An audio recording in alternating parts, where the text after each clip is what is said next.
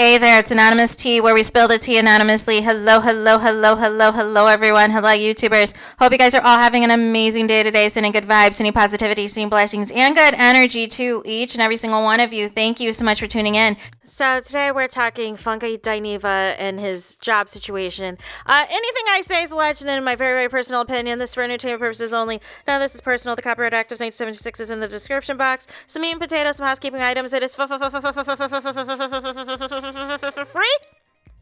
free to follow me, free to subscribe to this channel, Anonymous Tea, free to subscribe to my other channel, Anonymous Tea Podcast, free to follow me on the Tickety Talk at Anonymous Tea Podcast, free to follow me on the Instagram, Instagrammies at AnonymousRealityTV, free to share everywhere, free to like these videos, share with your friends, share with your foes, check your notifications. They've been doing some weird unsubscribing stuff, so make sure you're still subscribed to my channel and all of the things.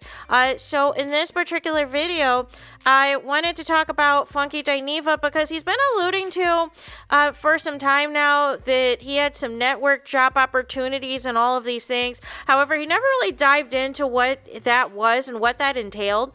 So the first thing, he finally admitted as to why he got fired from Sister Circle. He claims that he was partying basically the night before and got wasted, and apparently his alarm didn't go off in time, and by the time he was in the Uber, the show was already on the air, and they told him, thank you for your services, you are not needed, right? But as we know, Sister Circle is no more.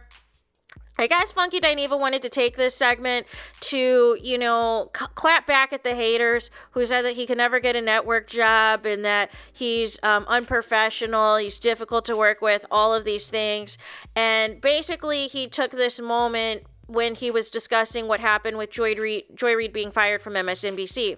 So he also said that there have been multiple times since Fox Soul canceled TGIF that they have been, the executives have been trying to offer Funky Dineva his own show behind the scenes. And so he pulled up these papers and he said, the first time that Fox Soul just wanted him to put together a reel of what a show would look like, basically starring him. Basically a talk show about Q. What does that look like? What does that entail? Put a reel together, put a pitch together. And so I guess, they didn't, either they just decided, thanks but no thanks, but they decided to go in a different direction and go with another show. That show, I guess, didn't do as well, so they came back to Funky Dineva and wanted to, again, basically gave him, said, hey, this is a $1.5 million budget for a TV show. Tell us X, Y, and Z you need. But, and this has happened, I guess, a couple of times, and he's alleging that this has happened also with another network. Funky Dineva is saying that basically the bottom line is they're still offering him what he was making before on TGIF, which was alleged to be the $250,000, right? So he's claiming that he is continuously being offered, the same money that he was making on TGIF, and he's saying basically, I'm just going to stay here on YouTube.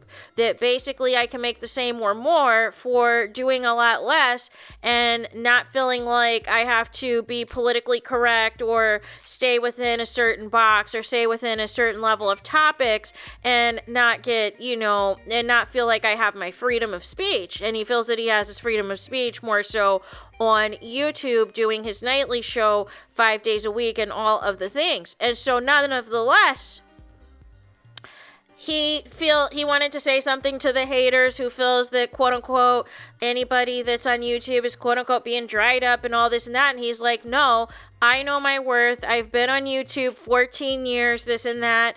Like the networks that came back and said that the number that Funky Dineva was requesting for his salary was too high, and that was outside of their budget to pay him. And so somebody left a comment that he had highlighted that said that, Funky Dineva, you're so full of yourself.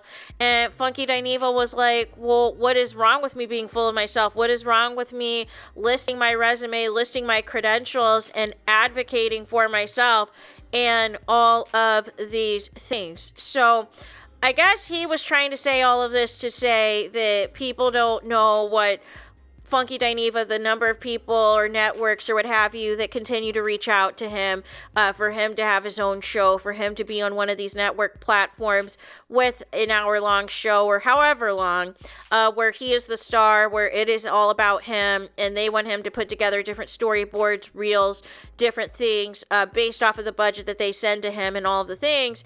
And once they get down to the bottom line of what his salary is going to be, basically he's like, listen, looky here, I can stay here on YouTube for that.